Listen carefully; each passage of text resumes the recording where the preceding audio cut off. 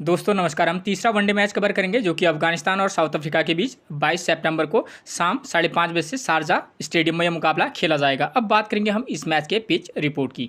Pitch report की बात करें दोस्तों तो यहाँ की जो विकेट है, बात करें अगर हम बल्लेबाजी सेक्शन की, तो बल्लेबाजी के लिए थोड़ा बहुत टफ कंडीशन रह रही है इस विकेट पर। ठीक है, वैसे भी ये इस विकेट पर जो अभी तक मैच देखने को मिले हैं, इस ग्राउंड पर हाई स्कोरिंग और लो स्कोरिंग दोनों प्रकार के मुकाबले देखने को मिले हैं। यहाँ पर जो है एक इनिंग में बल्लेबाजी के लिए ठीक ठाक कंडीशन, तो दूसरी इनिंग में बल्लेबाजी के लिए टफ कंडीशन रह रही हैं। ठीक है, अगर बात करें हम गेंदबाजी की, ठीक है, तो गेंदबाजी में यहाँ पर हमारे स्पिनर, ठीक, स्पिनर जो बॉलर हैं वो हमारे इंपॉर्टेंट रोल प्ले करेंगे। ठीक हो गया, पेसर को भी विकेट मिलते हैं लेकिन थोड़ा सा कम, तो हमारा मेन फोकस होगा स्पिनर प्लस ऑलराउंडर जो प्लेयर होंगे। ठीक हो गया। अब आपको कैसे पता चलेगा कि भाई यहाँ पर किस इनिंग में बल्लेबाजी के लिए ठीक कंडीशन रह सकती हैं? तो कप्तान टॉस जीतने के बाद क्या कर रहा है, पहले बैटिंग कर रहा है या बॉलिंग कर रहा है, आप उसके डिसीजन को अपना आधार बनाकर टीम में प्लेयर का सिलेक्शन कर सकते हैं। ठीक है, उसके बाद टीम क्या करेगी ये तो फिर दोस्तों वक्त ही बताता है। ठीक है, अब बात करेंगे वेन्यू रिकॉर्ड की। मैं आपके लिए 2 वेन्यू रिकॉर्ड लेकर आया हूँ, एक जो ओवरऑल रिकॉर्ड है, एक जो करंट का इसी सीरीज़ का जो 2 मुकाबले खेले गए, एक दूसरा रिकॉर्ड उस उनका वो वाला रिकॉर्ड है। ठीक है, तो देखिए ओवरऑल रिकॉर्ड की बात करें तो 243 मैच इस ग्राउंड पर अब तक खेले गए हैं, जहां बैटिंग फर्स्ट करने वाली टीम 132, तो वहीं बैटिंग सेकंड करने वाली टीम 109 मुकाबले जीती है। ठीक है, और एवरेज स्कोर 227 का रहा है। अगर 243 मुकाबलों में बैटिंग फर्स्ट करने वाली टीम 132 मैच जीते हैं, तो कम से कम हम ये कह सकते हैं कि भाई जो टीम बैटिंग फर्स्ट करेगी उसके जीतने के चांसेस थोड़ा सा हाई रहेंगे। लेकिन यहाँ 109 बार बैटिंग सेकंड करने वाली टीम जीती है, तो इसका मतलब है कि भाई हाँ, बैटिंग सेकंड करने वाली टीम भी जीत सकती है। तो इसलिए आप ये देख लीजिएगा कि कप्तान टॉस जीतने के बाद क्या कर रहा है। ठीक है ना, और जिस प्रकार का पहले से ही मैं आपको बताते आ रहा हूँ, क्योंकि शारजाह जो क्रिकेट स्टेडियम है, यहाँ पर अफगानिस्तान के प्लेयरों को इस पिच की क्या है, बहुत अच्छी आदत है। आदत मतलब, आदत से मेरा मतलब है कि उन्हें यहाँ काफ़ी अधिकतर मैच अपने वो इसी ग्राउंड पर खेलते हैं, तो उनको इस पिच का बहुत अच्छे से आइडिया है कि भाई किस प्रकार का यहाँ मुकाबला होता है और हमको किस प्रकार के टॉस जीतने के बाद पहले बैटिंग करनी चाहिए, बॉलिंग करनी चाहिए। ठीक है ना, एक ही ग्राउंड है। यहाँ आपको इससे पिछले वाले मैच में 106 रन पर भी बहुत लो स्कोरिंग मुकाबला देखने को मिला, और उसके बाद हाई स्कोरिंग। और मैंने पिछले मैच में जब हुआ था, मैंने आपको बता भी दिया था कि ये मुकाबला आपको हाई स्कोरिंग देखने को मिल सकता है। ठीक हो गया, ये मुकाबला किस प्रकार का रहेगा उसके बारे में आगे जानकारी देंगे। ठीक हो गया, अब बात करेंगे हम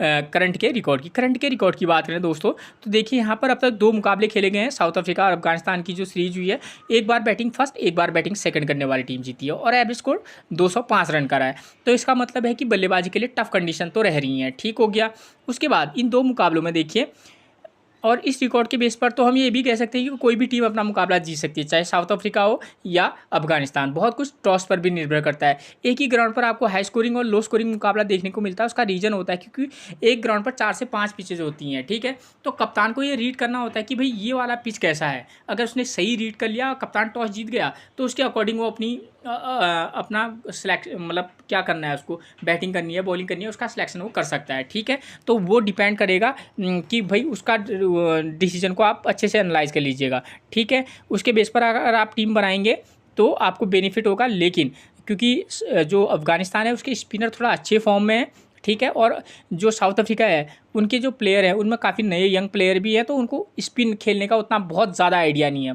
आइडिया तो नहीं कहना चाहिए, मतलब थोड़ा सा टफ रह रहा है। ठीक है, क्योंकि जो साउथ अफ्रीका के जो प्लेयर हैं वो भी अच्छी खासी स्पिन खेलते हैं। उनकी तरफ से केशव महाराज और तबरेज शमसी जैसे स्पिनर हैं जो कि बहुत ही ज़बरदस्त स्पिनर है। ठीक है, तो देखिए 2 मुकाबलों की बात करें तो टोटल 28 विकेट गिरे हैं। फर्स्ट इनिंग में 14, सेकेंड इनिंग में भी 14 विकेट गिरे हैं। ठीक है, इसका मतलब है हमारे लिए बॉलर जो होंगे वो इम्पोर्टेंट रहेंगे। ठीक है, तो इन 28 विकेट्स में फर्स्ट इनिंग में पेसर ने लिए हैं 6 विकेट, स्पिनर ने लिए हैं 7 विकेट। ठीक है, और सेकेंड इनिंग की बात करें, पेसर को महज 2 विकेट, तो स्पिनर ने 12 विकेट लिए हैं।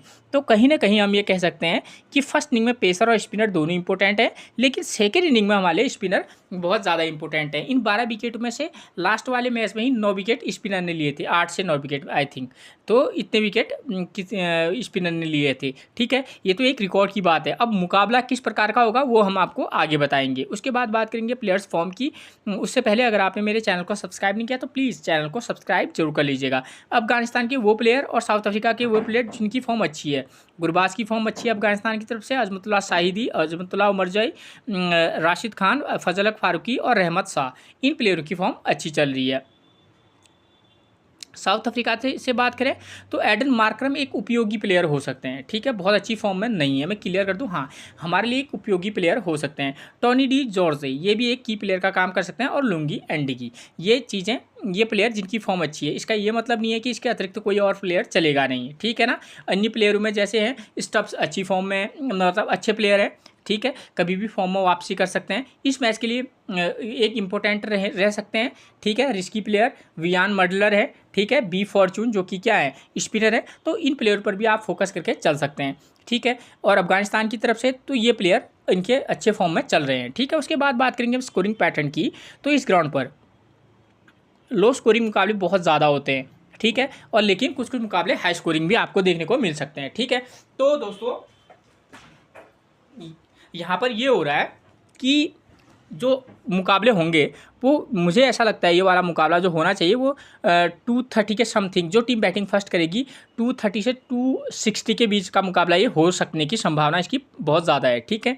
तो ये मेरा अपना आकलन है, ठीक है। अभी तक जितने भी मैंने आपको अपना आकलन दिया है पिछले मैचेस में, वो सारे के सारे सही बैठे हैं, ठीक है, क्योंकि मैं काफ़ी एनालाइज करने के बाद बताता हूँ। मेरा टोटली ये कहने का मतलब है कि ये वो वाला मुकाबला जो हो सकता है वो लो स्कोरिंग या बैलेंसिंग टाइप का मुकाबला हो सकता है, ठीक है। जो टीम बल्लेबाजी फर्स्ट करेगी वो एक ठीक ठाक का स्कोर कर सकती है, लेकिन और इससे भी बेहतरीन है कप्तान टॉस जीतने के बाद क्या कर रहा है, आप उसके साथ जाएंगे तो आपके लिए भी ज़्यादा बेनिफिट रह सकता है। इस ग्राउंड पर अब तक जो इस सीरीज़ के मुकाबले हुए, एक जो लास्ट वाला जो 20 तारीख को मुकाबला खेला गया था, अफगानिस्तान ने फर्स्ट इनिंग में बल्लेबाजी की, 311 रन, विकेट कितने गिरे, महज 4। साउथ अफ्रीका ने 134 पर ऑल आउट हो गई थी। और उससे जो पहला वाला मुकाबला हुआ था दोस्तों, तो वो क्या हुआ था, 106 पर और south Africa all team out हो गई थी, और अफगानिस्तान ने इसको चेज कर लिया था थोड़ा दिक्कत के साथ, ठीक है।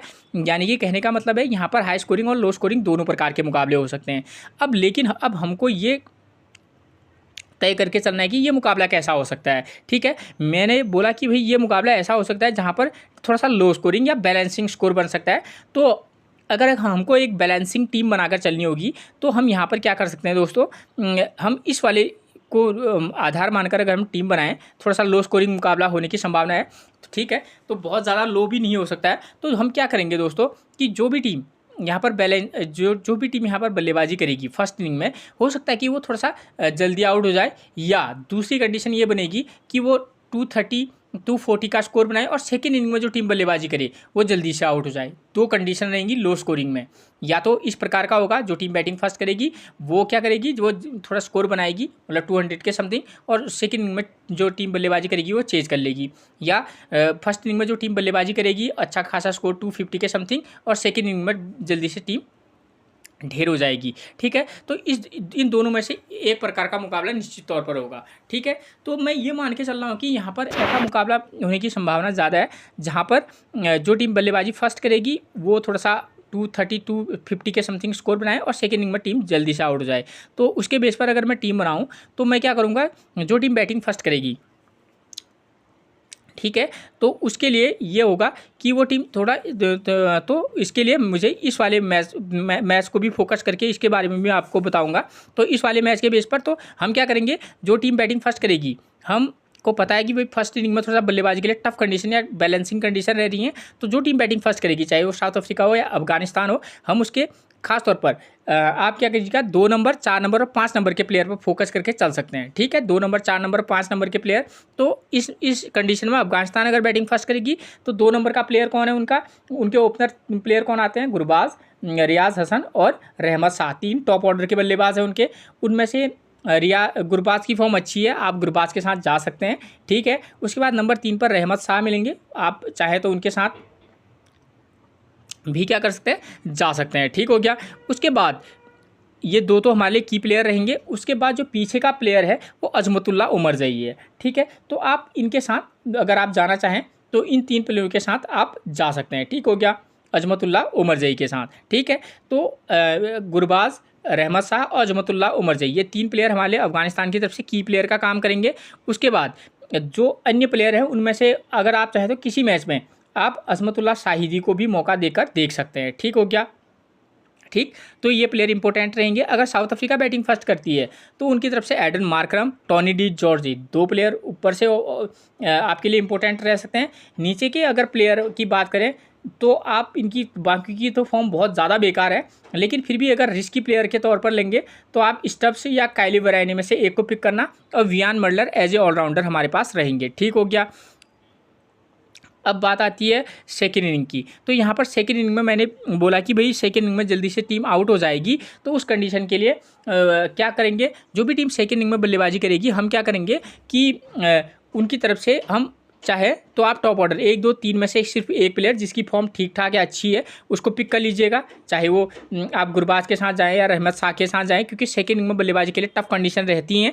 तो टॉप ऑर्डर जो है अफगानिस्तान या साउथ अफ्रीका, टॉप ऑर्डर में से एक बल्लेबाज, उसके बाद आप चाहें तो 5 या 6 में से एक प्लेयर को, यानी कि टोटली अगर आप बैटिंग सेक्शन से केवल 2 प्लेयर, एक ऊपर से टॉप ऑर्डर 1 2 3 में से एक प्लेयर, उसके बाद सीधे 5 या 6 में से एक को पिक कर लेना। ठीक है। और यहाँ पर अगर हम बात करेंगे अब बॉलिंग की, तो यहाँ पर बॉलर संभाले, चाहे फर्स्ट इनिंग हो या सेकेंड इनिंग, दोनों इनिंग में इंपॉर्टेंट रोल प्ले करेंगे। आप क्या कीजिएगा, फर्स्ट इनिंग में जो भी टीम बॉलिंग कराएगी उसके पेसर और स्पिनर तो खास तौर पर फोकस करके चलना, पेसर और स्पिनर दोनों का कॉम्बिनेशन लेकर चलना। ठीक है। ऑलराउंडर जो प्लेयर होंगे जो हमको 4 से 5 ओवर की गेंदबाजी करा करते हैं, वो हमारे की प्लेयर का काम करेंगे। ठीक हो गया।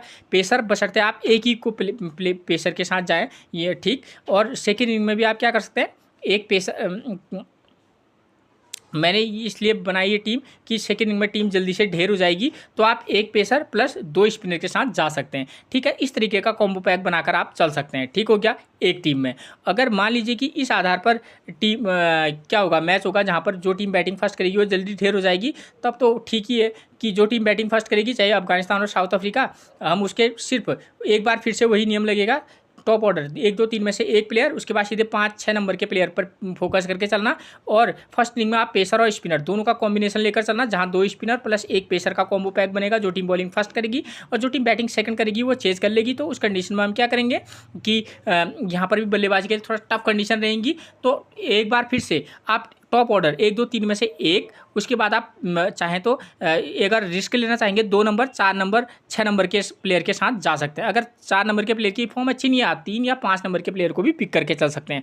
कौन सा प्लेयर किस नंबर पर बैटिंग करने आता है वो आपको प्लेइंग 11 से पता चल जाएगा, जो मैं आपको आगे बताऊंगा।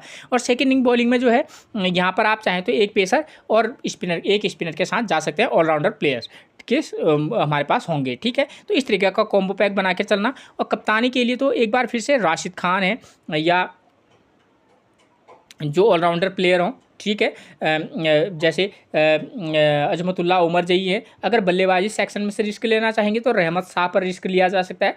अगर मैं बात करूं साउथ अफ्रीका की तरफ से, तो वहां पर अगर आपको रिस्क ही लेना होगा तो आप टॉनी डी जॉर्जे, खास तौर पर कंडीशन के बेस पर, याद रखना कि टीम टॉस जीतने के बाद क्या कर रही है उसके बेस पर ही कैप्टेंसी वाइस कैप्टेंसी देना। तो Tony de Zorzi, Aiden Markram एक रिस्की वाइस कैप्टेंसी वो हो सकते हैं, वरना आप अगर आप चाहें तो वियान मडलर को भी वाइस कैप्टेंसी देने का रिस्क उठा सकते हैं। ठीक है। तो ये चीज़ आपकी क्लियर होगी। ठीक है। अब बात करेंगे प्लेइंग 11 की, तो नंबर 1 पर मिलेंगे अफगानिस्तान की तरफ से गुरबाज। प्रदर्शन देखिए 105 0 47 69 20, ये इनका करंट का फॉर्म है जो कि अच्छा है। ठीक है। कंडीशन के बेस पर इनको पिक और ड्रॉप करना। रियाज हसन की करंट की फॉर्म 29 16 10 15, ये इनका फॉर्म चल रहा है। इस प्लेयर पर ट्रस्ट नहीं किया जा सकता, ये मेरा टोटली कहने का मतलब है। रहमत शाह करंट की फॉर्म अच्छी है, इस प्लेयर पर आप वाइस कैप्टेंसी या कैप्टेंसी का रिस्क ले सकते हैं। वाइस कैप्टेंसी ठीक रहेगा मेरे ख्याल से, और प्लेयर अच्छा है। ठीक है। फर्स्ट इनिंग हो सेकेंड इनिंग हो आप इस पर ट्राई करके चल सकते हैं। अजमतुल्ला उमर जी हमारे वाइस कैप्टेंसी की एक चॉइस रह सकते हैं। ठीक है। चाहे फर्स्ट इनिंग हो या सेकेंड इनिंग हो। ठीक हो गया। मोहम्मद नबी, इनकी करंट की फॉर्म कोई खास चल नहीं रही है। ठीक है। आप चाहें तो रिस्क लेकर आप इनको ट्राई कर सकते हैं, वरना ड्रॉप भी करके चल सकते हैं।